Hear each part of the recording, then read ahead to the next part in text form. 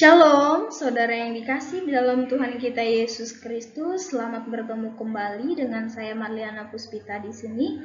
Meskipun hanya melalui video YouTube, kiranya sukacita kita untuk mendengarkan akan kebenaran firman Tuhan tidak berkurang sedikit pun, melainkan senantiasa bertambah dan bertumbuh di dalam kehidupan kita.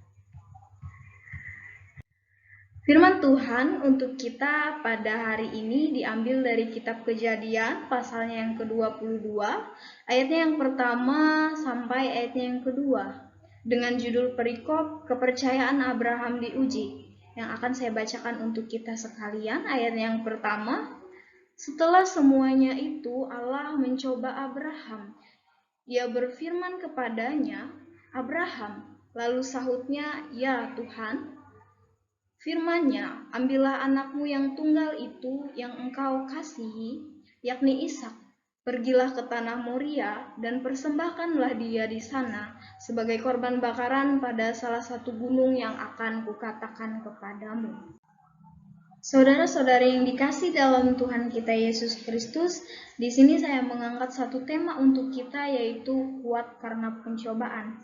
Tema ini saya angkat karena dilatar belakangi oleh cerita sahabat saya, di mana di dalam kehidupannya sahabat saya mengalami banyak pergumulan, banyak masalah, dan banyak pencobaan. Mungkin menurut kapasitasnya sebagai manusia, pencobaan ia rasakan itu terlalu berat. Tetapi melalui firman Tuhan kali ini, saya ingin memberi kekuatan kepada sahabat saya dan kepada saudara-saudari sekalian yang mendengarkannya. Pencobaan itu tidak pernah bisa terlepas dari kehidupan manusia. Dalam kehidupan manusia, pribadi lepas pribadi pasti ada yang namanya pencobaan. Mungkin yang terbayang dalam pikiran kita, pencobaan itu adalah hal yang dirasa berat, hal yang tidak menyenangkan gitu. Namun kita akan memahami arti pencobaan secara dalam. Apakah itu pencobaan? Pencobaan dalam bahasa Yunani itu berasal dari kata benda yaitu pesmon dan dari kata kerja yaitu perason. Perason sama dengan kata pakan dalam bahasa Ibrani yaitu melebur, membersihkan atau menguji logam. Nah, dengan demikian pencobaan itu diapresiasikan sebagai ujian secara positif. Ia bertujuan untuk menguji, menilai, dan memperbaiki sifat seseorang. Apakah pencobaan itu datang dari Allah? Nah, pertanyaan ini sering kali muncul di dalam kehidupan kita sebagai manusia. Kita sering mempertanyakan apakah pencobaan itu datang dari Allah? Mari kita kembali kepada nas kita. Ketika Abraham diuji, nah itu adalah pengujian Allah atau pencobaan Allah yang dilakukan kepada Abraham. Ia ingin menguji kesetiaan Abraham kepadanya. Nah, tentu saja ada pencobaan yang datang dari Allah. Pencobaan yang datang dari Allah ini adalah pencobaan yang bersifat positif. Seperti yang kita lihat pada awal yang tadi, yaitu arti dari pencobaan, yaitu menguji kita supaya kehidupan kita semakin baik. Nah, pencobaan Allah itu seperti itu, saudara-saudara yang dikasihi Tuhan. Pencobaan dari Allah itu datang untuk menguji kita, untuk menguji iman kita. Tuhan ingin melihat kesetiaan kita sebagai manusia. Tuhan ingin melihat ketaatan dan kepercayaan kita sebagai manusia. Apakah kita sudah taat? Apakah kita bisa kuat melewati pencobaan yang Allah berikan? Namun ada juga pencobaan yang bersifat negatif, yaitu pencobaan dari iblis. Cobaan dari iblis itu adalah pencobaan yang menggoda kita untuk, misalnya ketika kita menghadapi pencobaan itu kita berlarut-larut. Tapi kalau pencobaan dari Allah itu sifatnya menguji. Dan pencobaan dari iblis itu sifatnya menjatuhkan kita. Nah, ini jawabannya tadi dari pertanyaan yang pertama tadi, apakah Allah mencobai kita? Dalam pengertian menguji, ya puji Tuhan. Tapi apabila sasaran pencobaan itu adalah kejahatan, maka dapat dipastikan itu adalah dari iblis, seperti yang sudah saya katakan tadi, saudara-saudari. Yang bersifat kejatuhan dan yang menjatuhkan kita itu adalah pencobaan yang datang dari iblis, bukan dari Tuhan. Dan apabila ia mencobai Anda, janganlah takut, karena Tuhan akan menjagamu, Tuhan akan memelihara dan melindungimu, Tuhan akan menolongmu bila Anda tetap percaya dan beriman kepada Kristus. Nah, pencobaan dari iblis sekalipun bisa kita lewati dengan percaya kepada Tuhan. Jadi saudara-saudari sekalian, ketika kita dicobai, itu kita jangan takut, tapi serahkanlah pencobaan yang terjadi dalam kehidupan kita kepada Tuhan.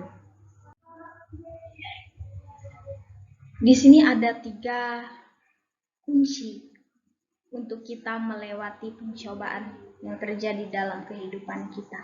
Yang pertama yaitu kita jangan sekali-kali menyalahkan Tuhan. Karena apa? Karena ujian yang Tuhan berikan itu baik.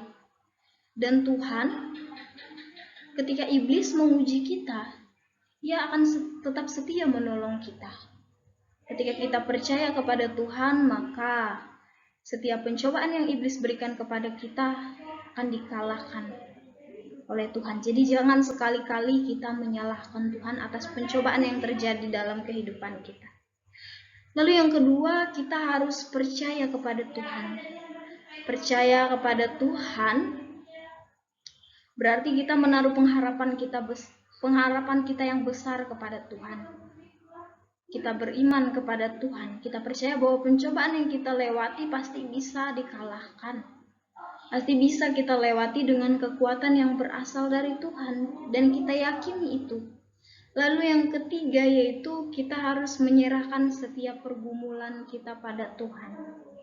Kita datang kepada Tuhan, kita bersekutu, kita berdoa kepada Tuhan, meminta tuntunan Roh Kudus supaya bisa melewati pencobaan itu. Jangan datang kepada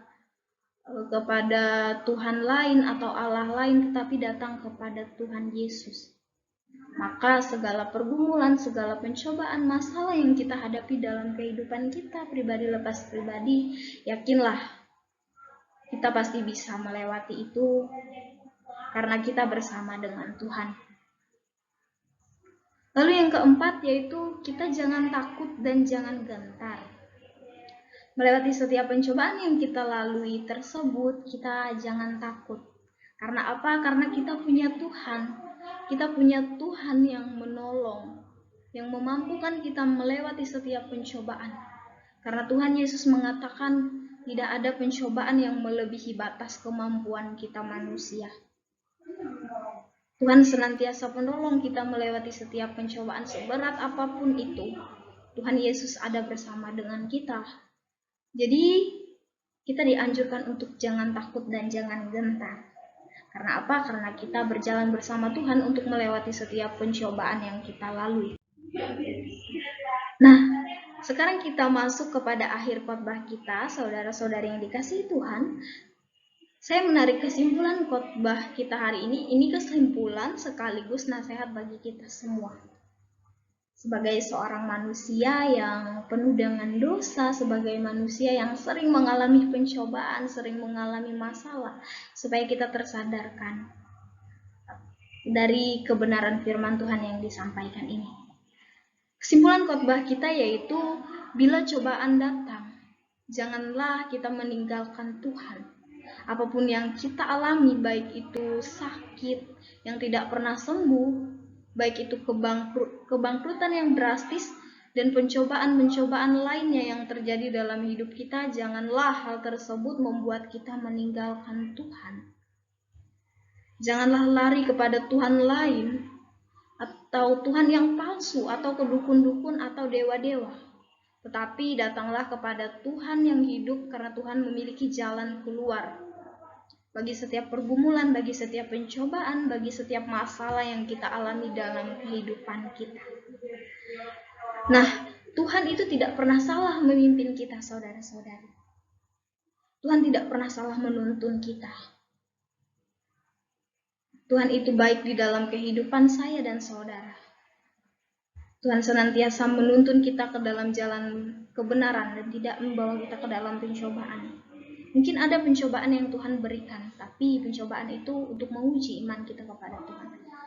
Dan sekalipun ada pencobaan, Tuhan yang menuntun, Tuhan yang memimpin kita untuk dapat melewati pencobaan itu dengan baik. Nah, saudara-saudari yang dikasih dalam Tuhan, demikian firman Tuhan bagi kita semua. Semoga pencobaan yang terjadi di dalam kehidupan saya dan saudara sekalian, khususnya di dalam kehidupan sahabat saya, dapat menemukan jalan keluar, dan pasti menemukan jalan keluar ketika kita percaya kepada Tuhan dan kita menyerahkan setiap pergumulan tersebut kepada Tuhan, maka kita akan mendapat jalan keluar. Terima kasih bagi saudara-saudara yang sudah mendengarkan firman ini dengan baik dan dengan sabar dan dengan bersukacita. Kiranya firman ini dapat memberkati kehidupan kita pribadi lepas pribadi. Amin.